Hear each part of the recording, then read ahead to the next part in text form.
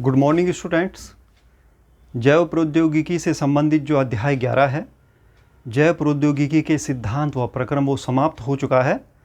आज जो अध्याय मैं शुरू करने वाला हूँ वह है अध्याय 12 और अध्याय 12 संबंधित है एप्लीकेशंस ऑफ बायोटेक्नोलॉजी, यानी जैव प्रौद्योगिकी के अनुप्रयोग। चलिए आगे बढ़ते हैं। अध्याय 12 जैव प्रौद्योगिकी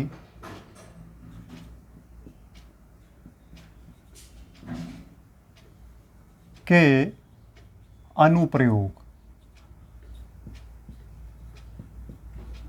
यानी applications of biotechnology.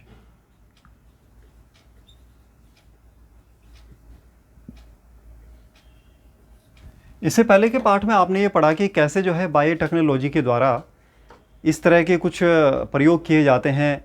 Gene cloning के प्रयोग, पुनर्युगज डीएनए का निर्माण, और इस तरह से किस तरह से हम जीन उत्पाद को प्राप्त कर सकते हैं, किस तरह उस जीन उत्पाद को हम निष्कर्षित कर सकते हैं शुद्ध रूप में। जीन के स्थानांतरण की विभिन्न प्रकार की टेक्निक आपने जानी। इस पार्ट में हम ये देखेंगे कि प्रैक्टिकली हम बायोटेक्नोलॉजी को कैसे इम्प्लीमेंट करते हैं, कैसे मानव कल्याण के लिए जैव प्रौद्योगिकी लाभकारी सिद्ध हुई है। अगर हम देखें कि जैव प्रौद्योगिकी के वे कौन कौन से मुख्य क्षेत्र हैं जहां जैव प्रौद्योगिकी के द्वारा मानव को विशिष्ट लाभ प्राप्त हुए हैं, तो वे क्षेत्र हैं अनुप्रयोग के क्षेत्र। अगर हम देखें तो मुख्यतः दो क्षेत्र हैं जहां पर इसका मुख्य योगदान हुआ है। पहला है कृषि क्षेत्र और दूसरा है चिकित्सा क्षेत्र। मुख्यतः इन दो क्षेत्रों में ही जैव प्रौद्योगिकी ने अपना बहुमूल्य योगदान अब तक दिया है। आज हम इस वीडियो में कृषि क्षेत्र में बायोटेक्नोलॉजी ने जो योगदान दिया है, एग्रीकल्चर के फील्ड में जो बायोटेक्नोलॉजी ने अपना योगदान दिया है, उसके बारे में चर्चा करने जा रहे हैं। चलिए आगे बढ़ते हैं।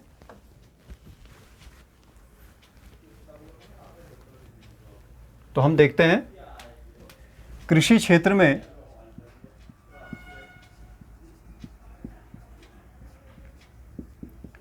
जैव प्रौद्योगिकी का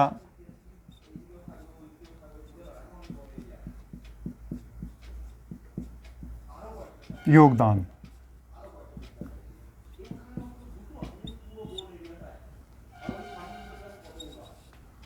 खाद्य या भोजन हमारी प्राथमिक आवश्यकता है। इससे स्पष्ट है कि अगर हम कृषि में जैव टेक्नोलॉजी का उपयोग कर रहे हैं, बायोटेक्नोलॉजी का उपयोग कर रहे हैं, तो हम वास्तव में अपनी प्राथमिक आवश्यकता की पूर्ति कर रहे हैं।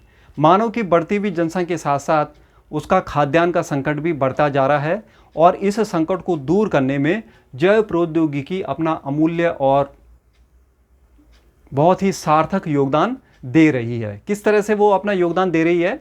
आज के संदर्भ में अगर हम कृषि को देखें तो कृषि जो है मुख्यतः 3 प्रकार की हमें विज्ञान की दृष्टि से नज़र आ रही है। एक है रासायनिक कृषि,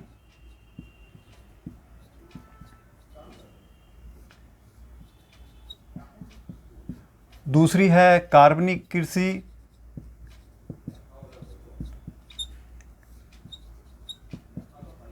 और तीसरी है आनुवांशिक तः रूपांतरित फसलों पर आधारित कृषि।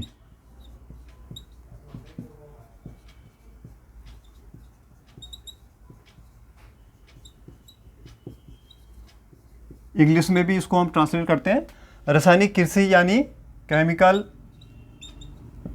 एग्रीकल्चर, कार्बनिक कृषि या ऑर्गेनिक एग्रीकल्चर,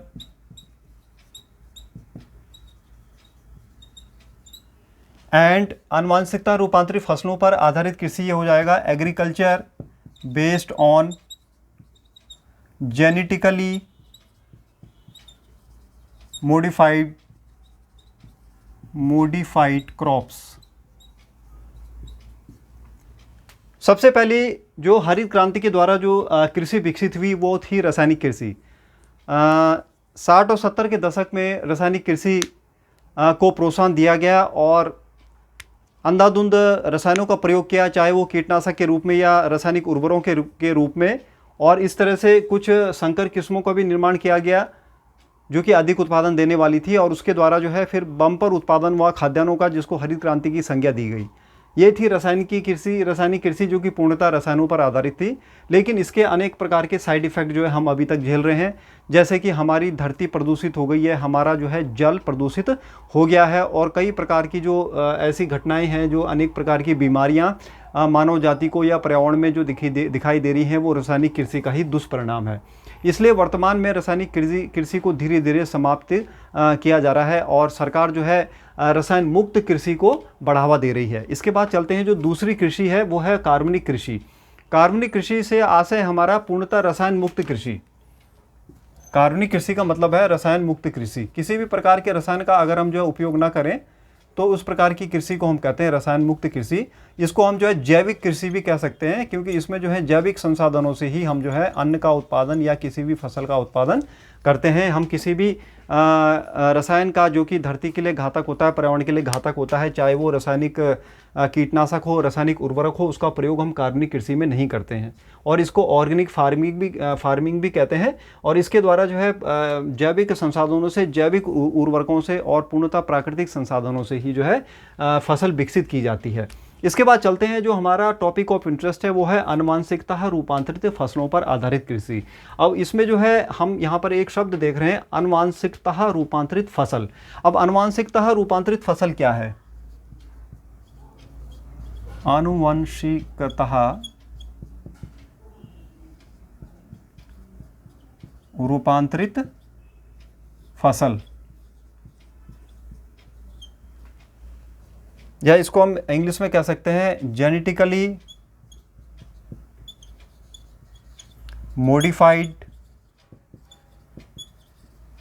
क्रॉप, और जीव के संदर्भ में हम इसको कह सकते हैं जेनेटिकली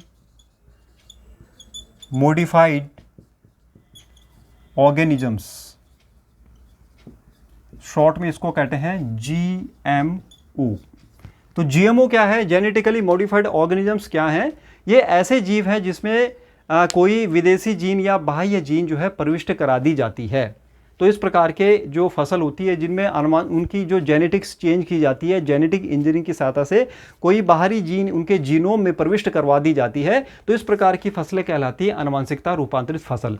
आगे हम जो है इन पे चर्चा भी करेंगे कि वे कौन सी आनुवंशिकता रूपांतरित फसल हैं जो वर्तमान में इस्तेमाल में लाई जा रही है और किसान को फायदा पहुंचा रही हैं।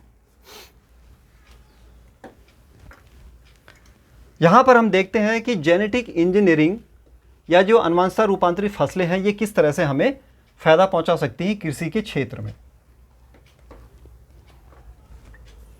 यानी GMO फसलों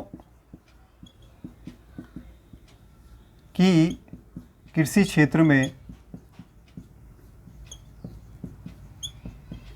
संभावनाएं।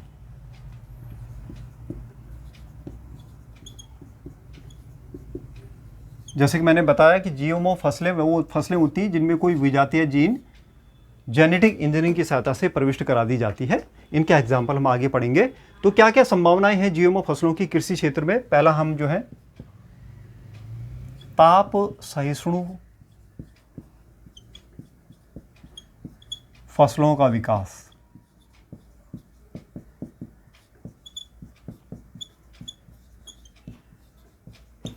जेनेटिक इंजीनियरिंग के द्वारा हम ऐसी फसलों का विकास कर सकते हैं जो कि ताप से सहिष्णु होती हैं, टेम्परेचर टॉलरेंट होती है, अर्थात अधिक ताप का या कम ताप का उन फसलों पर कोई प्रभाव नहीं पड़ता है। जैसे कि हम देखते हैं कि हमारे देश में कई प्रकार की भौगोलिक और जलवायु विविधता पाई जाती है और इस तरह से हर एक भौगोलिक क्षेत्र में, किसी भौगोलिक क्षेत्र में अलग अलग तरह की फसलें उगाई जाती है। लेकिन अगर हम ताप सहिष्णु फसलें जेनेटिक इंजीनियरिंग की सहायता से विकसित कर दें, टेम्परेचर टॉलरेंट फसलों का विकास करें, तो फिर इस वजह से हम उन फसलों को भारत के किसी भी क्षेत्र में उगा सकते हैं। जो चावल पहाड़ी क्षेत्र में हो सकता है वो मैदानी क्षेत्र में भी उगाया जा सकता है और मैदानी क्षेत्र का चावल पहाड़ी क्षेत्र में भी उगाया जा सकता है। इसीलिए से कई ऐसे फल हैं जो कि केवल ठंडी जलवायु वाले क्षेत्रों में ही होते हैं। अगर हम उनकी ताप सहिष्णु किस्में विकसित करते हैं तो उनको फिर हम गर्म स्थानों पर भी उगा सकते हैं। तो इस तरह से इससे हम अपनी कृषि और उद्यानिकी का बहुत भला कर सकते हैं। दूसरा जो है खनिज लवण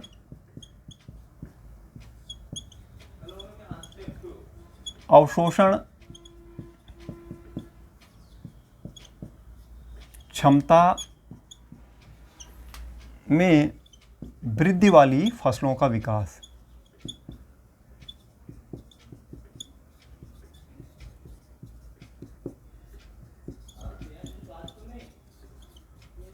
हम ऐसी फसलों का विकास कर सकते हैं जो कि बहुत अधिक खनिज लवण, जिनमें अवशोषण की क्षमता पाई जाती है और खनिज लवणों का अधिकाधिक को अवशोषण कर सकते हैं। उनका रूट सिस्टम ऐसा होता है, उनका कंडक्शन सिस्टम ऐसा होता है जो कि अधिक से अधिक खनिज लवणों का अवशोषण कर सकता है। तो ऐसी फसलें पोषक समृद्ध फसलें होंगी। तो इस तरह की फसलें हम जेनेटिक इंजीनियरिंग की सहायता से विकसित कर सकते हैं। और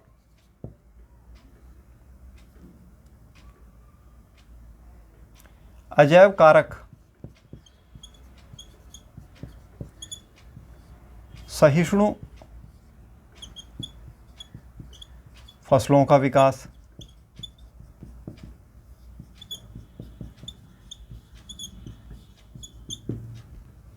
कई प्रकार के अजैव कारक ऐसे होते हैं जो कि जैसे मिट्टी की प्रकृति हुई और वहाँ पर जलवायु या दशाएं हुई किसी क्षेत्र की, और वहाँ का टेम्परेचर तो मैंने पहले बता ही दिया था। इस तरह से मिट्टी की प्रकृति हो गई और अन्य भी कई जलवायु या वहाँ पर फैक्टर्स होते हैं जिनकी वजह से कोई भी फसल प्रभावित होती है।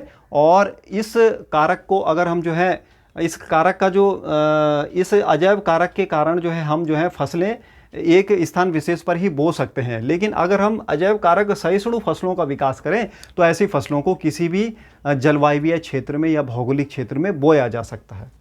अगला पॉइंट देखते हैं, पोषक समृद्ध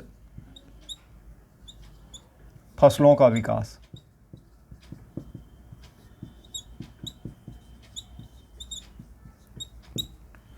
हमारे देश में कुपोषण की समस्या बड़ी व्यापक है। अधिकतर गरीब देशों में खासकर प्रोटीन की कमी बहुत अधिक पाई जाती है, विटामिन की कमी पाई जाती है। तो हम जैव टेक्नोलॉजी की सहायता से, बायोटेक्नोलॉजी की सहायता से पोषक समृद्ध फसलों का विकास कर सकते हैं, यानी ऐसी फसलों का विकास कर सकते हैं जिनमें बहुत अधिक मात्रा में पोषक तत्व पाए जाते हैं, तब चाहे वो प्रोटीन हो, विटामिन हो या खनिज लवण हो। अगर ऐसी फसलों को विकसित करने में सफल हुए तो हम कुपोषण से लड़ाई लड़ सकते हैं। और इसका एक बहुत बढ़िया एग्जाम्पल मेरे पास है, वो है गोल्डन राइस का। गोल्डन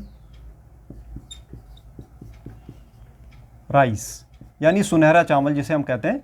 बच्चों, गोल्डन राइस स्विट्जरलैंड द्वारा जो है विकसित किया गया था और इस राइस में जो है बीटा कैरोटीन जीन पाई जाती है।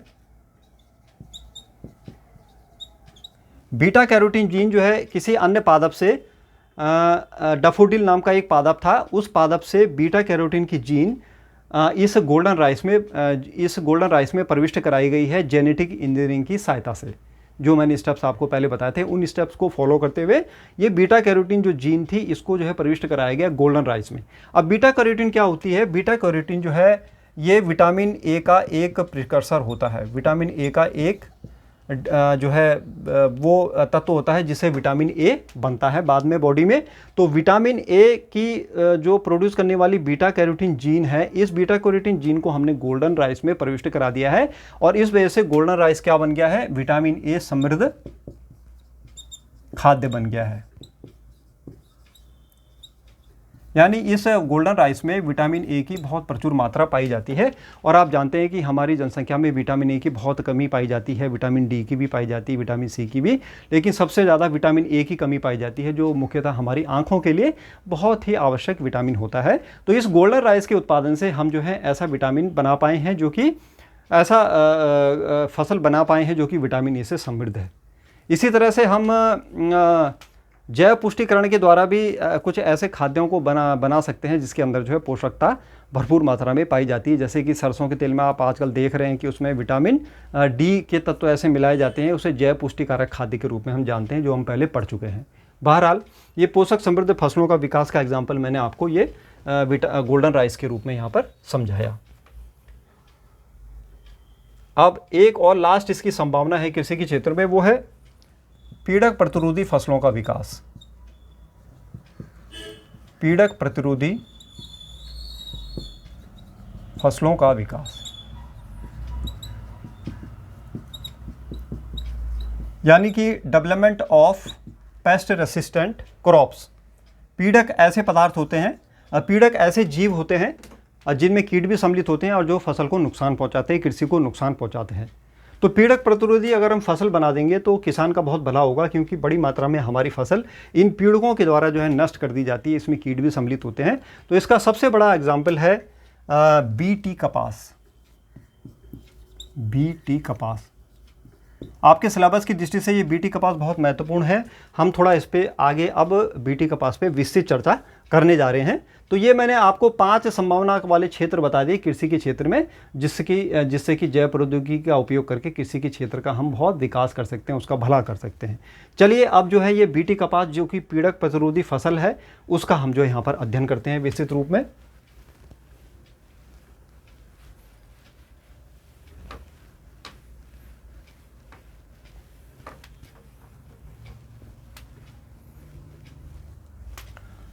बीटी कपास। बीटी कपास क्या है? यह एक आनुवांशिकतः रूपांतरित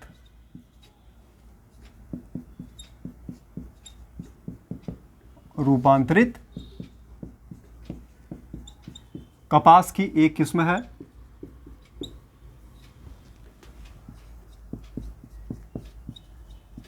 कपास की एक किस्म है जो कि कीटों के लार्वा से होने वाले लार्वा के प्रति प्रतिरोधी होती है।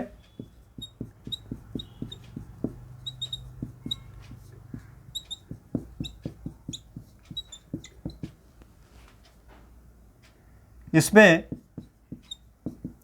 एक जीवाणु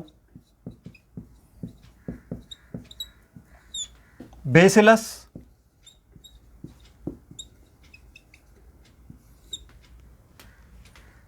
थुरिजिएंसिस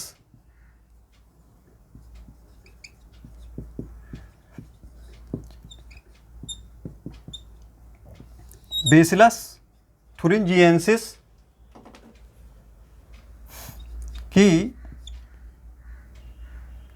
कीट प्रतिरोधी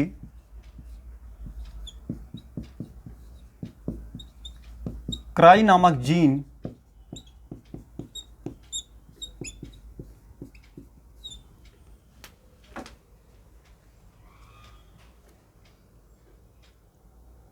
आनुवांशिक इंजीनियरिंग द्वारा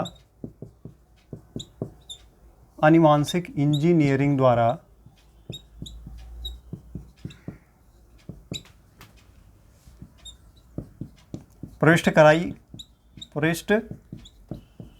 कराई गई है। तो बच्चों एक बार हम इसको और दोबारा समझते हैं। यह एक आनुवांशिकतः रूपांतरित कपास की एक किस्म है, यानी जेनेटिकली मॉडिफाइड यह एक प्रकार की क्रॉप है, जीएमओ क्रॉप है ये, जो कि कीटों के लार्वा के प्रति प्रतिरोधी होती है। अब कपास क्या है कि कपास में जो ये कीट होते हैं, इनके जो लार्वा होते हैं, जो कैटरपिलर होते हैं, ये बहुत अधिक नुकसान पहुंचाते हैं, क्योंकि वे उसकी पत्तियों को खा जाते हैं और जो उसका जो फल लगता है उसमें छेद कर देते हैं, और इस तरह से किसान को बहुत नुकसान होता है और उसको जो है इस नुकसान के होने की वजह से कभी कभी आत्महत्या करने के लिए मजबूर होना पड़ता था। तो इस चीज़ को रोकने के लिए, इस बीमारी को रोकने के लिए वैज्ञानिकों ने जेनेटिक इंजीनियरिंग का सहारा लिया। उन्होंने क्या किया कि एक जीवाणु जिसका नाम है बेसिलस थुरिनजेंसिस, बेसिलस थुरिनजेंसिस नाम का जो जीवाणु है, इसके अंदर एक क्राई नाम की एक जीन पाई जाती है। ये क्राई नाम की जीन की क्या खासियत है कि ये क्राई माने क्रिस्टल, ये क्रिस्टल रूपी एक प्रोटीन का जो है संश्लेषण करती है, इसलिए इसको शॉर्ट में हम CRY क्राई कहते हैं, और ये क्रिस्टल का संक्षिप्त रूप है। तो क्राई नाम की जो जीन में एक विशेष प्रकार की क्षमता पाई जाती है कि इसमें जो है कीट के प्रति विषैले तत्व होते हैं, तो ये कीट को मार देती है। ये क्राई नाम की जीन की जो प्रोटीन होती है, तो इस प्रोटीन को, इस जीन को हमने प्रविष्ट करा दिया इस कपास के अंदर, और इसलिए इसका नाम हो गया बीटी कपास। तो इस कपास के अंदर हमने जो क्राई नाम की जीन डाली है इस जीवाणु से, इस कपास के अंदर इस जीन को डालने के कारण इस कपास के अंदर इस जीन की प्रोटीन बनी, जो कि उस जीव के लिए, उस कीट के लिए, उस लार्वा के लिए क्या होती है, विषैली होती है। और इस तरह से इस विषैले गुण के कारण फिर इस बीटी कपास पर किसी प्रकार का कीट का कोई रोग नहीं लगता है, क्योंकि उस कीट का विषैला तत्व इस कपास के अंदर मौजूद रहता है। अब सवाल यह है कि इस बीटी कपास को स्वयं में वो विष नुकसान क्यों नहीं पहुंचाता है, या इस जीवाणु को वो नुकसान क्यों नहीं पहुंचाता है। तो हमने क्या किया, जेनेटिक इंजीनियरिंग की सहायता से हमने सबसे पहले प्लाज्मिड में एक पुनर्योगज DNA प्राप्त किया,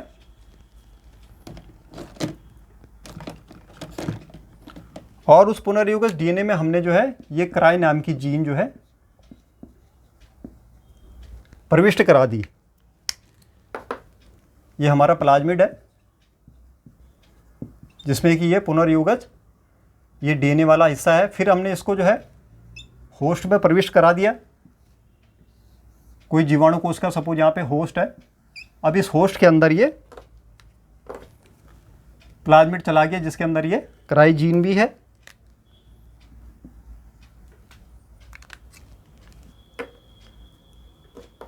और इसके पश्चात जो है हमने इसको प्रविष्ट करा दिया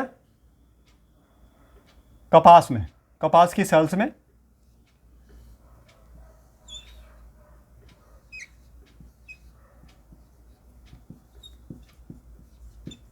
और फिर टिश्यू कल्चर के द्वारा इस कपास के हमने सीड्स बना दिए, यानी बीज बना दिए, और ये बन गया बीटी कपास। अब इस बीटी कपास के अंदर क्या है, क्राई जीन।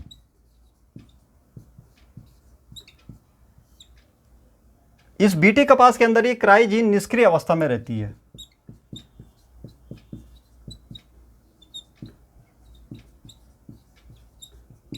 यहां पर हम पहले देखते हैं कि इस क्राई जीन का स्रोत क्या था। क्राई जीन का स्रोत एक जीवाणु था जिसका नाम था बेसिलस थुरिनजिएंसिस। बेसिलस थुरिनजिएंसिस से हमने ये क्राई जीन प्राप्त करी, उसको पुनर्योगज DNA टेक्निक की सहायता से हमने इस प्लाज्मिड के साथ जोड़ दिया। फिर उसको हमने जो है परपोषी कोशिका के अंदर प्रवेश कराया, फिर उसको कपास के सेल्स के अंदर प्रवेश कराया, फिर हमने उसको टिश्यू कल्चर के माध्यम से सीड्स उसके विकसित किए, और फिर उसके बाद उन सीड्स के अंदर हमें जो है ये बीटी कपास हमें मिली, और फिर उन सीड्स को हमने बोया तो उनके अंदर जो है क्या थी, ये क्राई जीन थी। ये क्राई जीन इसके अंदर जो है निष्क्रिय अवस्था में रहती है, इसलिए ये इस पौधे को या इस जीवाणु को भी, जब ये जीवाणु के अंदर होती है तब भी उसको कोई नुकसान नहीं पहुंचाती, और जब ये कपास के अंदर रहती तब उसे कोई नुकसान नहीं पहुंचाती, क्योंकि उसके अंदर ये निष्क्रिय अवस्था में रहती है। अब जैसे ही जो है ये क्राई जीन जो है फिर क्या करेगी, क्राई प्रोटीन का निर्माण करेगी। ये क्राई प्रोटीन भी जो है इस जीव के अंदर निष्क्रिय अवस्था में रहती है और अपना विषैला प्रभाव नहीं दिखा पाती। अपना विषैला प्रभाव ये कपास के अंदर नहीं दिखा पाती, लेकिन जैसे ही जो है ये जो है कीट के अंदर जाती है, कीट के आंत में जाती है, तो कीट की आंत में इसको हाई pH मिलता है, क्षारीय pH। क्षारीय pH उसको कीट की आंत में मिलता है, और क्षारीय pH के संपर्क में आते ही यह प्रोटीन क्या हो जाती है, सक्रिय हो जाती है।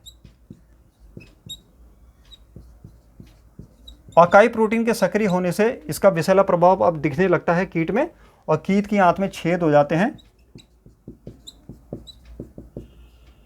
आंत में उसके छेद हो जाते हैं और कीट की फिर मृत्यु हो जाती है। तो इस तरह से जो है ये कीट को ख़त्म कर देती है ये प्रोटीन। जैसे ही उसकी पत्ती को खाएगा तो पत्ती के अंदर की जो ये प्रोटीन है ये सक्रिय हो जाएगी उसकी आंत में जाके, उसके हाई पीएच या क्षारीय पीएच की सहायता से, और फिर उसकी आंतों में जो है छेद हो जाएंगे और कीट वहीं पे मर जाएगा। इस तरह से हम जो है कीट नियंत्रण में या पीड़क प्रतिरोधी फसल के रूप में इस बीटी कपास का उपयोग करते हैं। और बीटी कपास के साथ साथ हमने बीटी मक्का भी बनाई है,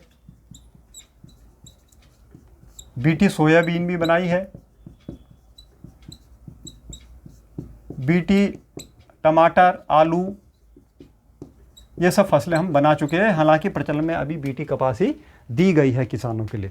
तो यहाँ हमने देखा कि किस तरह से बीटी कपास हमारे लिए बड़ी ही लाभकारी सिद्ध हुई है और हम जो है बड़ी मात्रा में कपास का जो बम्पर उत्पादन ले रहे हैं उसमें इस बीटी कपास का बहुत बड़ा योगदान है। तो आशा करता हूँ कि आपको ये बीटी कपास से संबंधित जो मेरा ये डिस्कशन है ये समझ में आया होगा और आपको पता लग गया होगा कि किस तरह से कृषि के क्षेत्र में बायोटेक्नोलॉजी के द्वारा बहुत ऐसे कार्य हो सकते हैं, ऐसी फसलें विकसित की जा सकती हैं जिससे कि हम कृषि उत्पादन में बढ़ोतरी कर सकते हैं। इसके बाद की वीडियो में मैं आपको चिकित्सा के क्षेत्र में जो जैव प्रौद्योगिकी का योगदान है उस पर चर्चा करूँगा। आशा है आपको मेरा ये वीडियो पसंद आया होगा। इसे लाइक और सब्सक्राइब अवश्य करें। धन्यवाद।